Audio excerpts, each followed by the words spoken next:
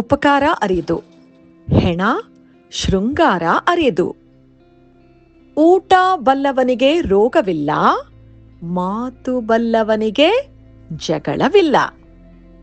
ಊರು ಹೋಗು ಅನ್ನತ್ತೆ, ಕಾಡು ಬಾ ಅನ್ನತ್ತೆ.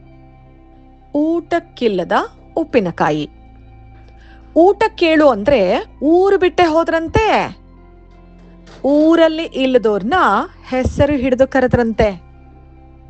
ಊರಿಗೆ ಉಪಕಾರಿ, ಮನೆಗೆ ಮಾರಿ. ಊಟ ಕೇಳೋ ಗುಂಡ ಅಂದ್ರೆ ಯಾವಕ್ಕಿ ಬೇಯಿಸಿದ್ದೀ ಅಂದ. ಊರಿಗೆ ದೊರೆ ಆದ್ರೂ ತಾಯಿಗೆ ಮಗ. ಊರ ಉಸಾಬರಿ ನೋಡಿ ಯಜಮಾನ ಸೊರಗ್ದ. ಊರೂರಲ್ಲಿ ಮುದ್ದೆ, ಮಾರಿಗುಡಿಲಿ ನಿದ್ದೆ. ಊರ ಬಾಗಿಲು ಮುಚ್ಚಬಹುದು, ದೂರೋ ಬಾಯಿ ಮುಚ್ಚಕ್ಕಾಗಲ್ಲ.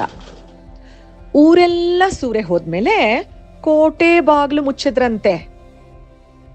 ಊರೆಲ್ಲ ಉಗಾದಿ ಮಾಡಿದ್ರೆ ಅಡ್ನಾಡಿ ಅಮಾವಾಸ್ಯೆ ಮಾಡದ್ನಂತೆ. ಊಟಕ್ಕೆ ಮೊದಲು ಉಪ್ಪಿನಕಾಯಿ, ಮಾತಿಗೆ ಮೊದಲು ಗಾದೆ.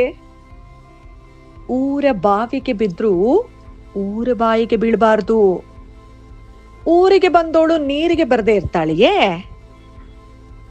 ಊರ ದಾರಿನ ಯಾರು ತೋರಿದ್ರೆ ಏನು? ಊರೋರಿಗೆಲ್ಲ ಒಂದು ದಾರಿ ಆದ್ರೆ ಎಡವಟ್ಟಂಗೆ ಒಂದು ದಾರಿ. ಊರು ಸುಟ್ರು ಹನುಮಂತರಾಯ ಹೊರಗೆ. ಊರೆಲ್ಲ ಕೊಳ್ಳೆ ಹೋದ್ಮೇಲೆ ದಿಡ್ಡಿ ಬಾಗಿಲು ಹಾಕಿದ್ರಂತೆ.